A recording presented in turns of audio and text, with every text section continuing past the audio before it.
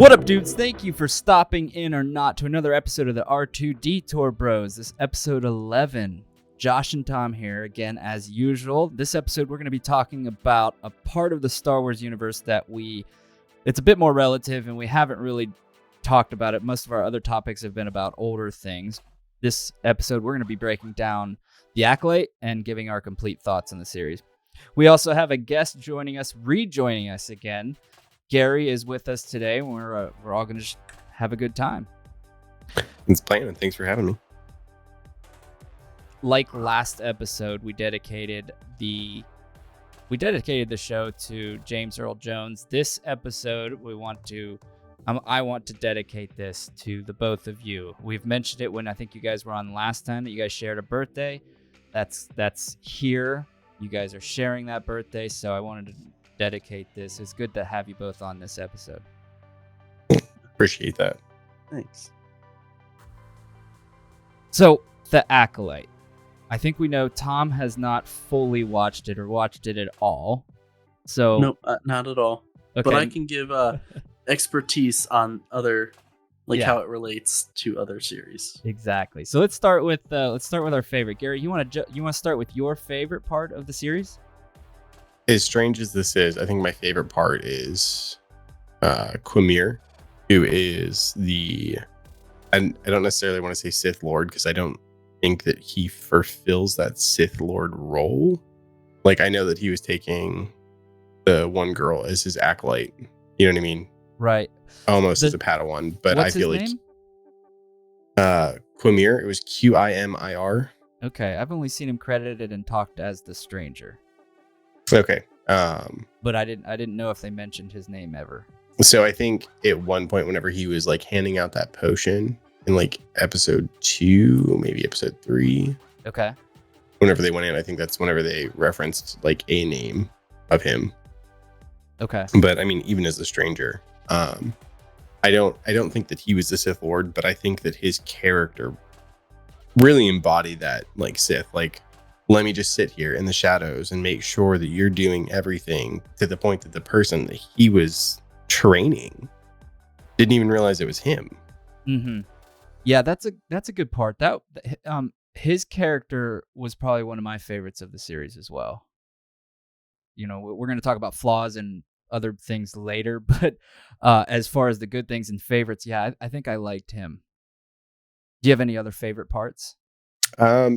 Some of the lightsaber battles. Honestly, I think that whenever he was fighting the Jedi, because we don't get to see very often where trained Jedi are fighting trained Jedi. Like, we get a glimpse of it in episode 3. Mm-hmm. You know, we get a little bit, a glimpse in episode 3 whenever Anakin and Obi-Wan are fighting each other, and then you get a glimpse of it whenever Anakin fights Dooku, and like Yoda fights Dooku, or Palpatine and Yoda fight. Mm-hmm. But we don't get to see the lightsaber battles that should come with those golden aged Jedi. Right. And so watching them fight and things like that, and like, they're still, you know, you had mentioned it in an earlier episode that, you know, the lightsabers being inconsistent, but at least whenever they would fight, it was consistent to an extent. Like, if they poked a hole in somebody, it went through the way it should. Yeah. I think his character was the best with the lightsabers. Mm-hmm. Other than that, I feel like the lightsaber battles were very lackluster and not as much as I would have liked to see, which is going to fall into the flaws and stuff later as well. I'll bring up. My favorite part was that they kind of showed the Jedi in more of a dark, not protectors of the galaxy sense. We kind of talked about it last episode. I think we mentioned one of the topics are the Jedi evil, and my thoughts were yes.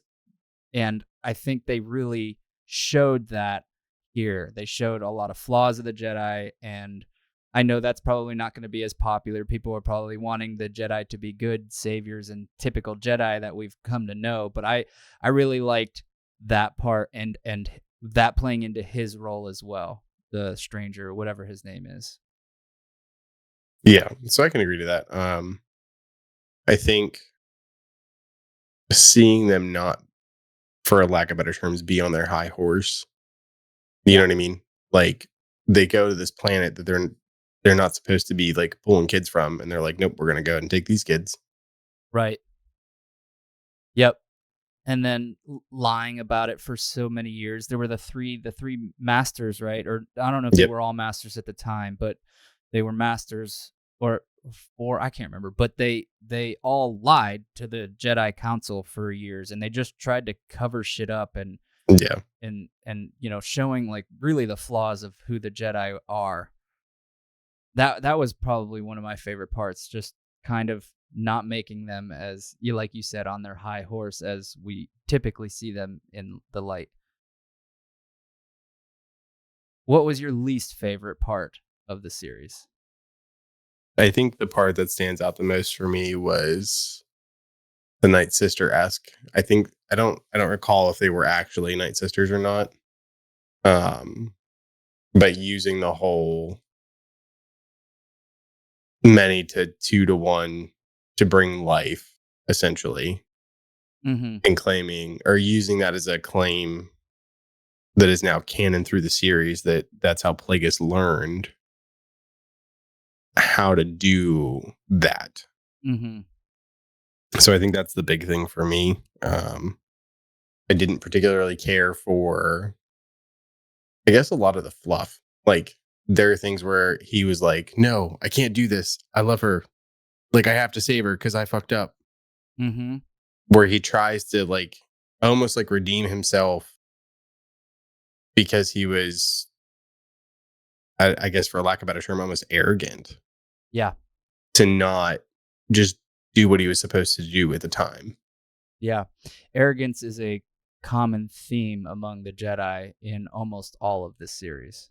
Hmm. So Yes. that pretty much played into that.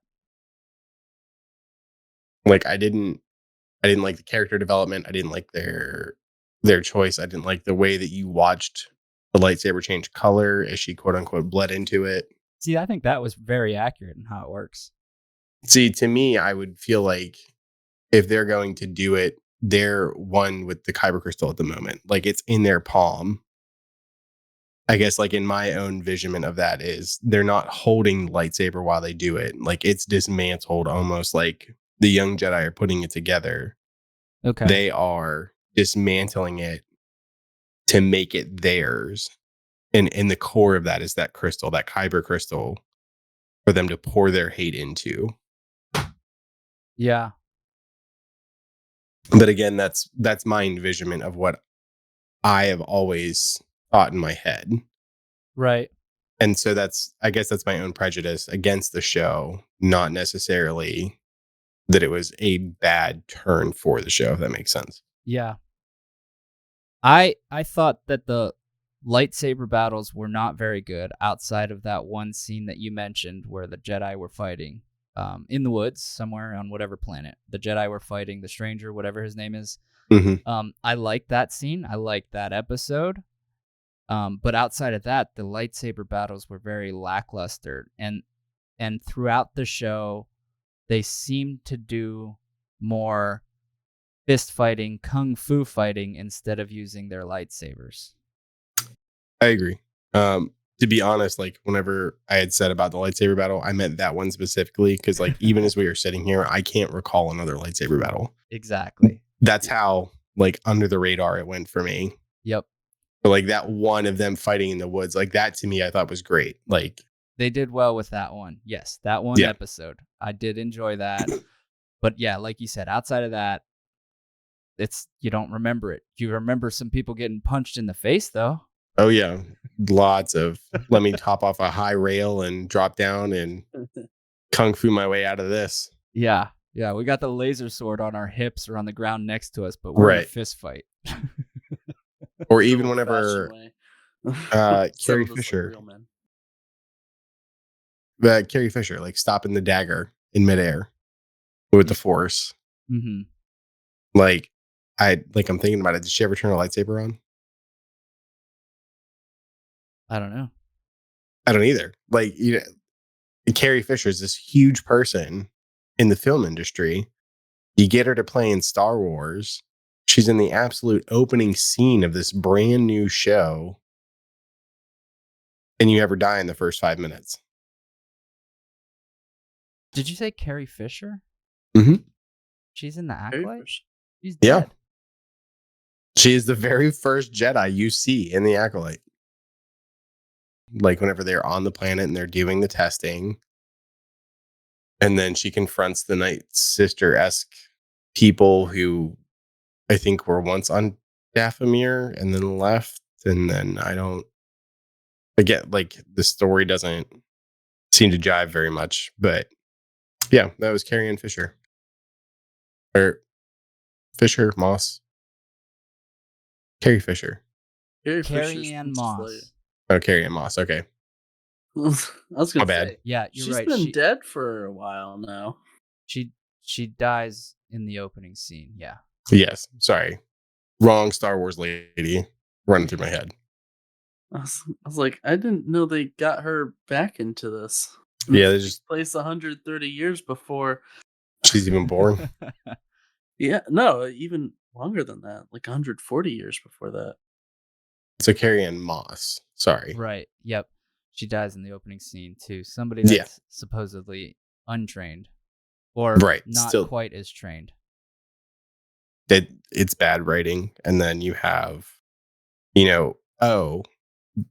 have information that the Sith are here with Tom's favorite character, Keanu Mundy.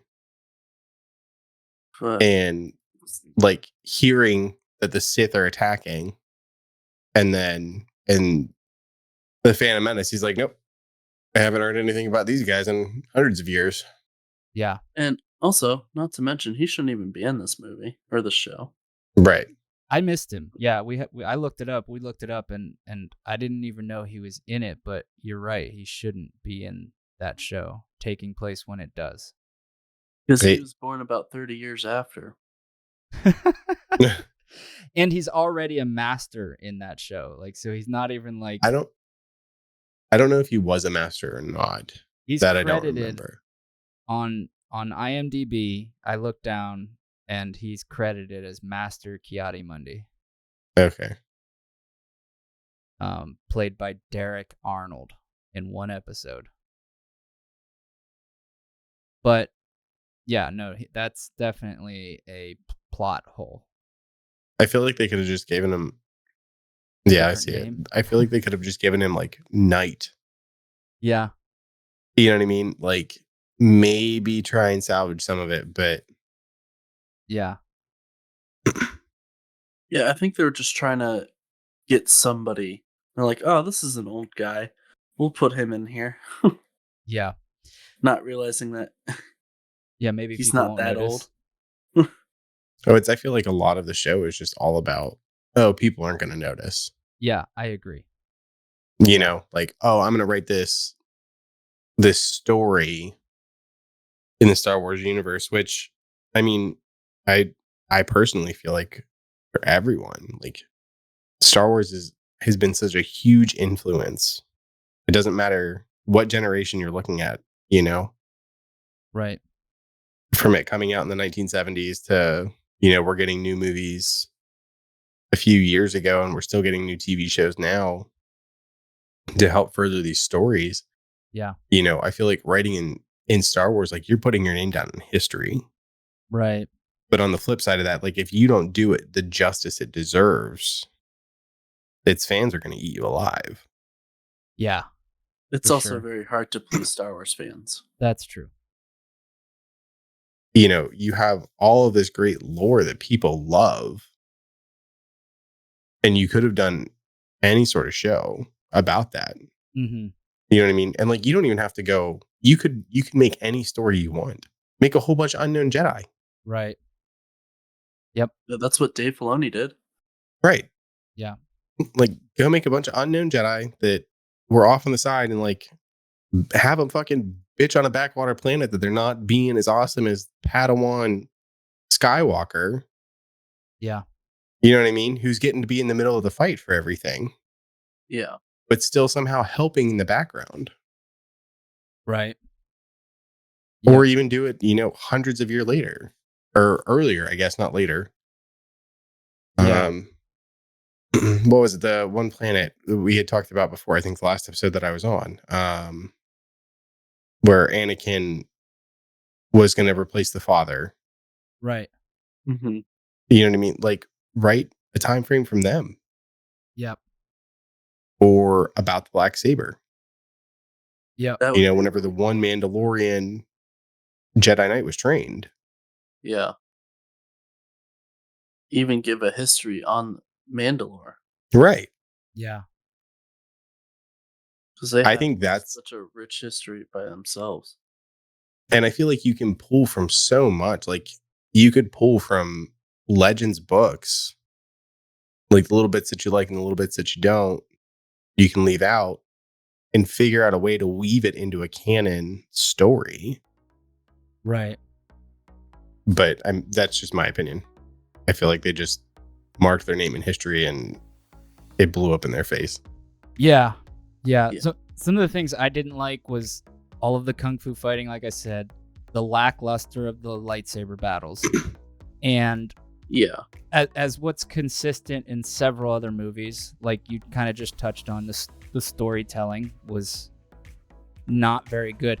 Like the lightsaber battles, there was only maybe one episode that actually had a good structure for storytelling. And Mhm. there's 8 episodes. Like, the storytelling just wasn't, it was subpar, as I would call it. Yeah. And what other episodes? I mean, well, Tom, what other shows or movies are pretty bad with their storytelling? I would say the prequels are Yeah. they're good, but Eh. they're not. You could say that for all of Star Wars, quite honestly, except for probably Empire. Yeah. I feel like I mean- kind of. Empire was my favorite storytelling. Empire had a really good story. Yeah. And it was not bad script either. Yeah. That's fair. And the actors were a lot better at it. Like Carrie Fisher, that was like her first movie, the original movie, Right. A New Hope. So she's like not a seasoned actor. Right. Like none of them are seasoned actors except for Alec Guinness, who did a really good job. Or, yeah, just a lot of them. Right. Now, speaking of I- acting, I think the acting was kind of awful in The Acolyte. Oh, yes. I Outside feel of outside of the main character, who Master Soul, played by Lee Jung Jae. Yeah. I think he So I was did actually really going to well. say, I did like his character. I wish that he didn't do a whole bunch of like hand to hand. Yeah. But did you know a bit of trivia that I found? It was on IMDb, but this is his first English speaking role. Wow, I did not know that.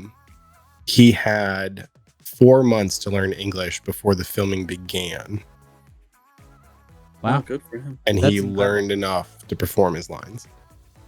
Well, he's obviously a very good actor in whatever else he does. I would watch another thing with him. Well, if it's not in English, then it would be tough. But I think he was by far the best actor in the series. He was in the Squid Games, Okay. and you can subtitle it or have the English Yeah. voice, but it's not his voice. But he was in that, Right. and I thought he did pretty good in there too. But Yeah. I think he was the best actor of the film, and I think the child actors were just not the good. child actors were bad in Obi-Wan series too. that's fair. I think Yeah. that even Phantom Menace, Young Annie. Yeah. And Yeah, I think he did that's his a lot of best. pressure. I They all think did. I They all think did. Yeah. the But- two twins in the Acolyte are probably the worst. I almost think they were probably miscasted. They Yeah. were not very good. Yeah. I would rather see little Annie over the twins. It's in The almost like they Acolyte. didn't have that sibling connection. Yeah, maybe.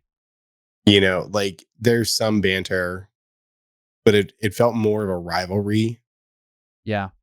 where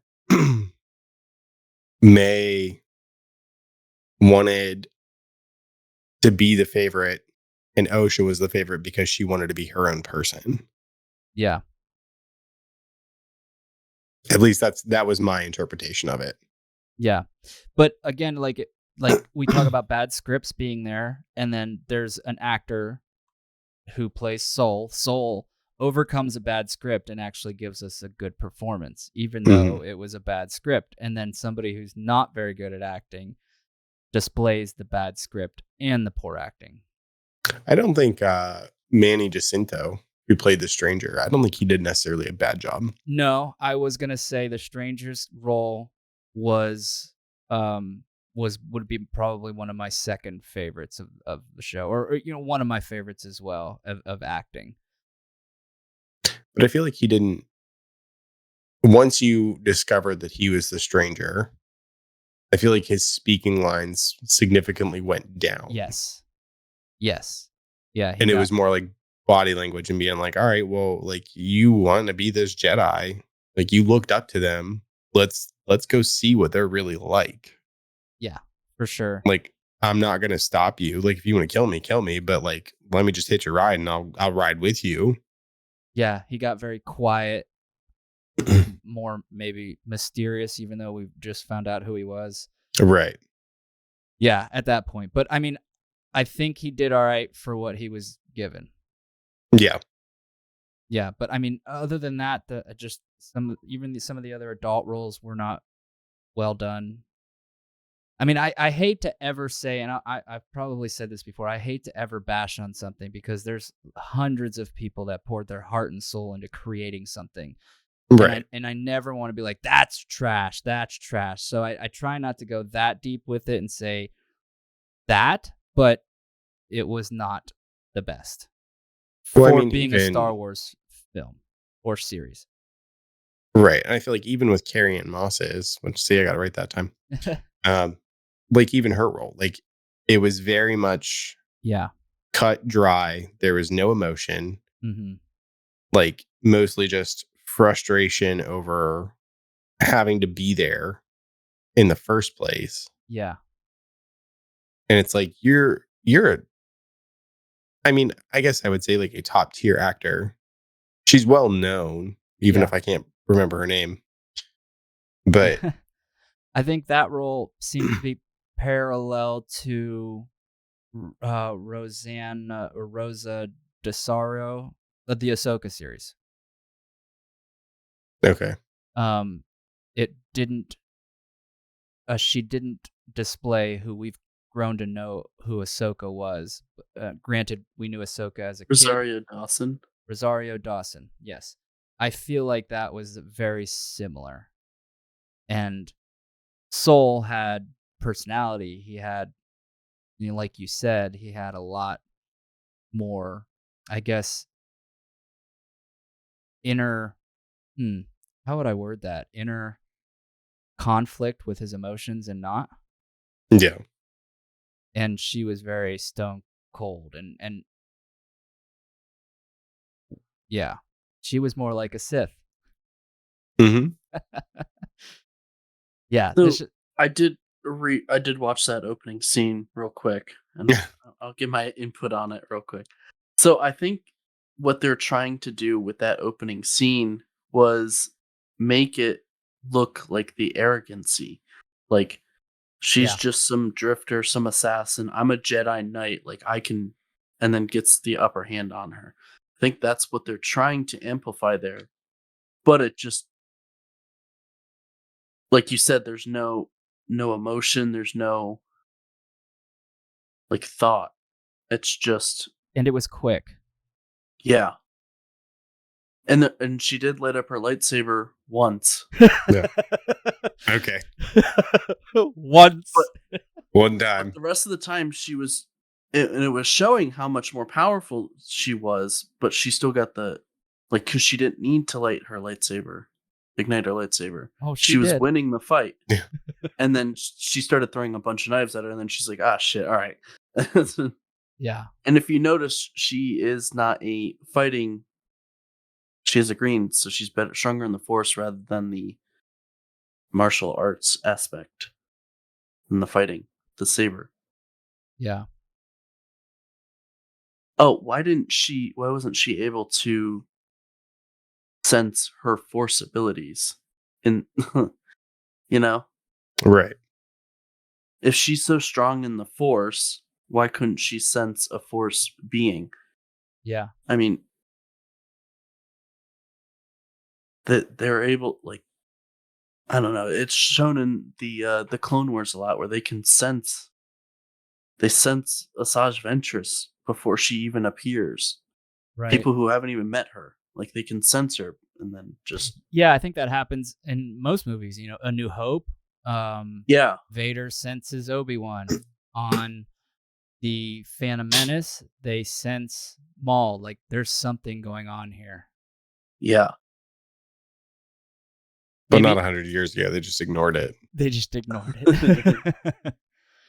Now, another point that we've brought up briefly, maybe on recording or not, but is the inconsistent lightsaber damage. Ugh. And this show, I think, might be the worst I've seen it in. Literally, in the one lightsaber battle scene in the woods, the character, let me look him up, Yord. Mm-hmm. The character Yord gets slashed in the leg, I think. Am I right? Is it the leg by the stranger? And I don't remember. And right after that, him and Osha, I think it was Osha. Yeah, we're running through the woods. We got to get out of here. Like, I know you're hurt, but let's run. And then, like, the very next scene, the stranger's throwing his lightsaber through trees. Like, right. But his leg's fine enough to run afterwards. Well, so here's a theory that I heard or I read, I don't remember, like a while ago. It might have been on a video, but somebody suggested maybe there is a sharp side to the lightsaber and a blunt side, like a sword. Almost like a katana, where it's like edged on one side but not on the other. Well, how do you explain Qui-Gon then just melting a door? Yeah, I don't know. Look, with man, we're no hitting the I believe sides. button That here. was omnidirectional shown. Right. And he was cutting through it with ease. Like it was butter until they put the blast doors down. Right. And then he was still cutting through it. But he just had to sit there and let it heat up all the way through for a minute. Yeah. Before it would fall apart. Right. He was just melting the door down. So I've come to the conclusion that it's certain organic matter seems to be more susceptible to lightsabers than other organic matter. Yeah, I think the only thing that I would find acceptable to explain that is that Force users are somehow able to deflect it. I mean, I think they can to an extent, but like there's Finn is not a Force user, and the same thing happened to him. Right. Where it just scars up his back. Yep. And he was wearing armor. He had a jacket on. Oh, he did a leather jacket. Never mind. My bad. Pose leather jacket. Unless it was like, storyline leather. Yeah. Or whatever the Vibra material was. There was I thought there was a scene where he had somebody else got slashed, but they were wearing like armor, like clone trooper armor, and they were still able to keep going. There probably is. I don't know. I'm pretty sure Phasma's armor was made from like the Nubian class. I think it was Nubian. Okay. I'm gonna look it up right now, but I want to say it was the same stuff that like Leia or Padme's ship was. Okay. Yeah, that's and so like that I could almost understand, but not a leather jacket or Jedi robes, or just whatever. Yeah, so Phasma's armor, or Phasma had the armor polished in chromium, which had been salvaged from the Naboo yacht that had once belonged to Emperor Palpatine of the Galactic Empire, the First Order's precursor. Okay. So that's why hers was. So like that, like it being polished in the chromium. Like I can understand if like her armor was a little bit more resilient Right.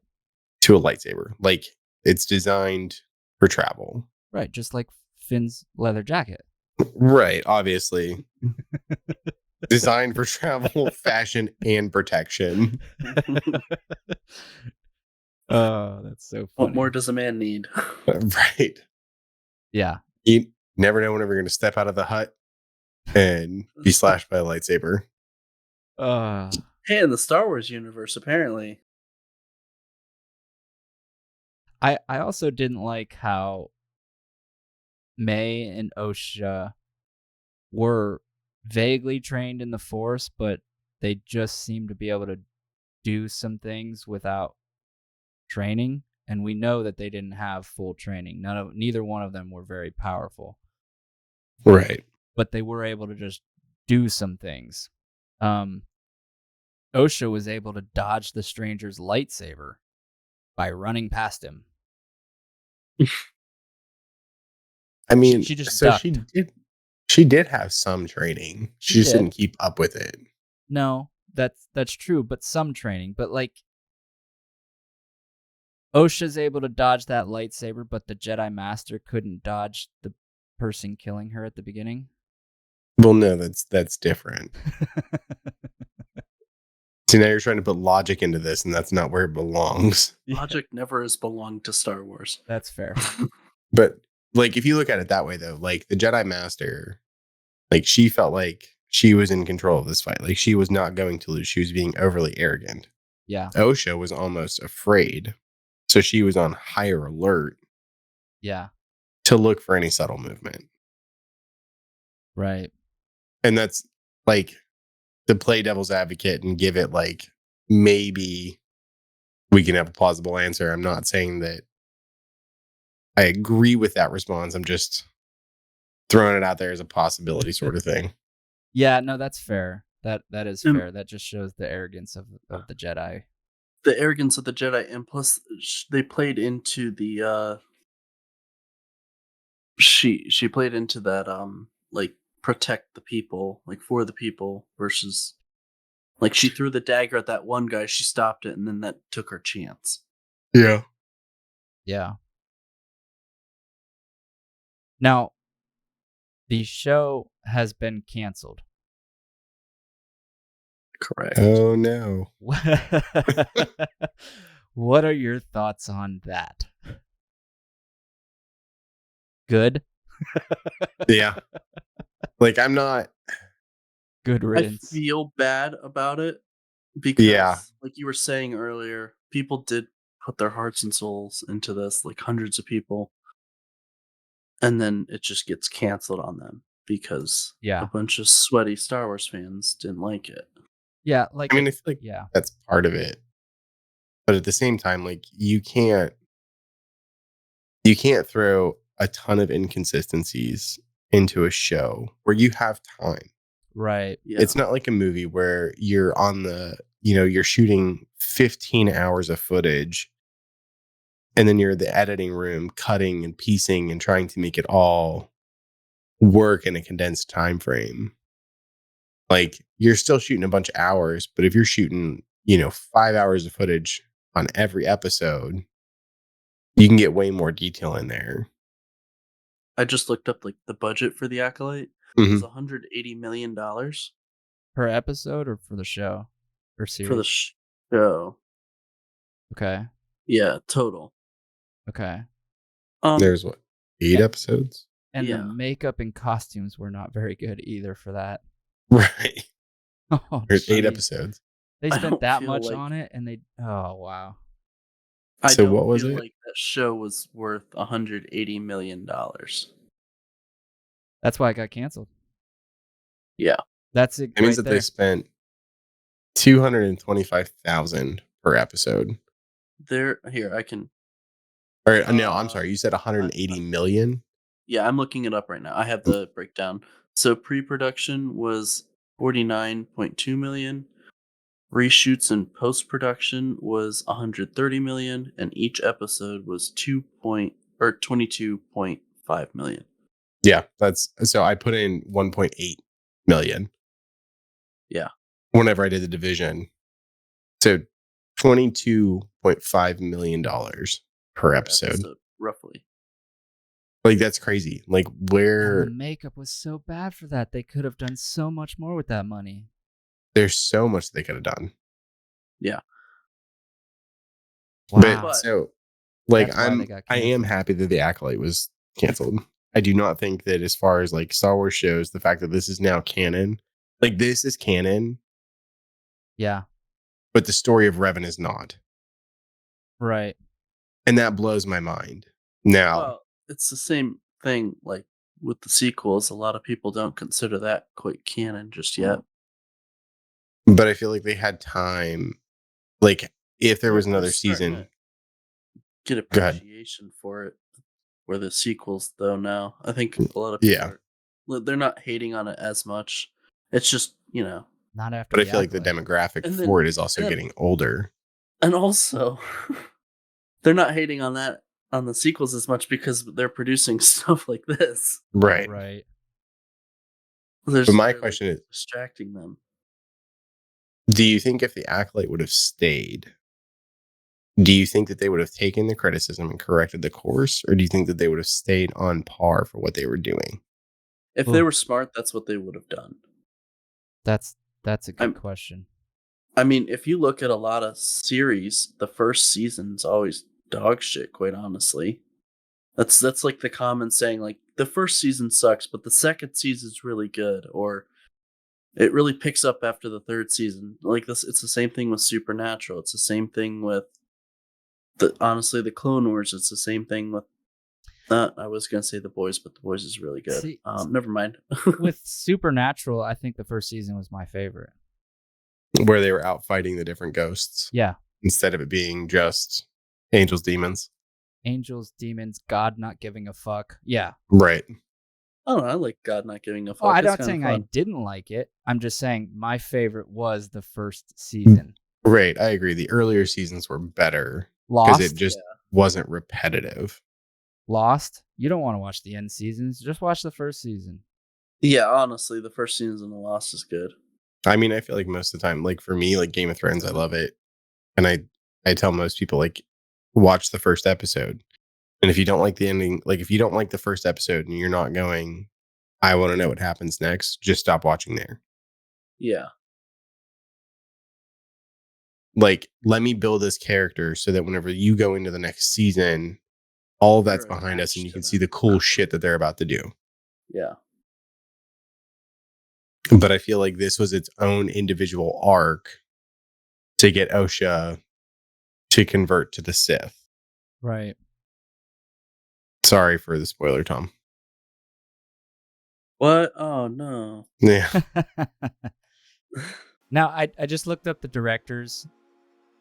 I don't know any of these names, but they did something similar like they did with The Mandalorian, which turned out to be, I think it was The Mandalorian, that turned out to be good. They had like a different director every time, every episode.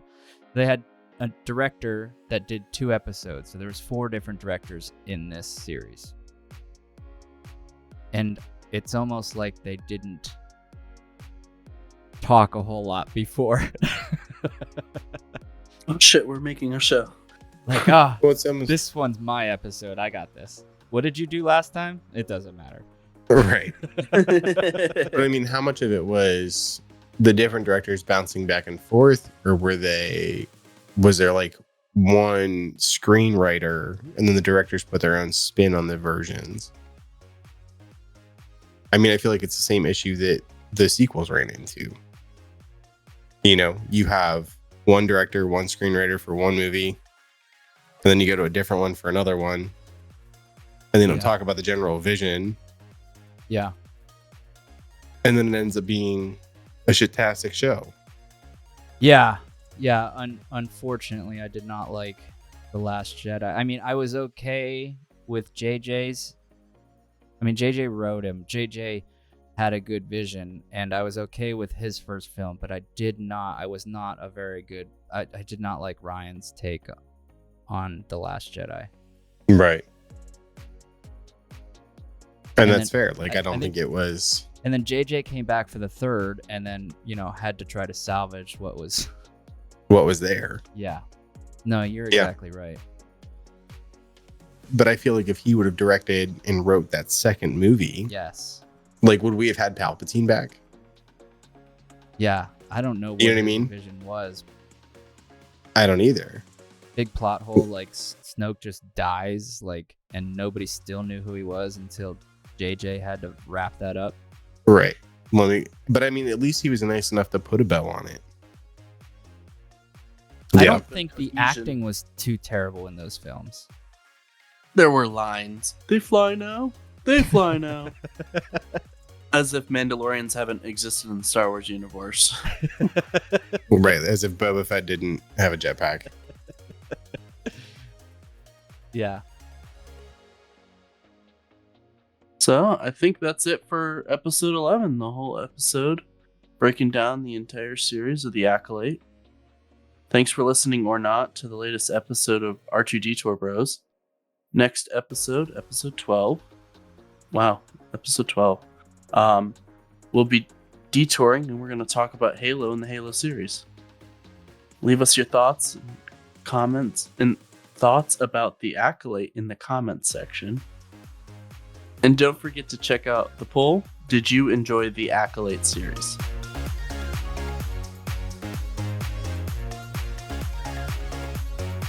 And don't forget to check out the poll.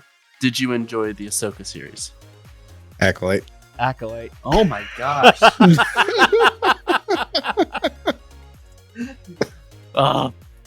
Sorry, it's almost your birthday. We'll forgive you.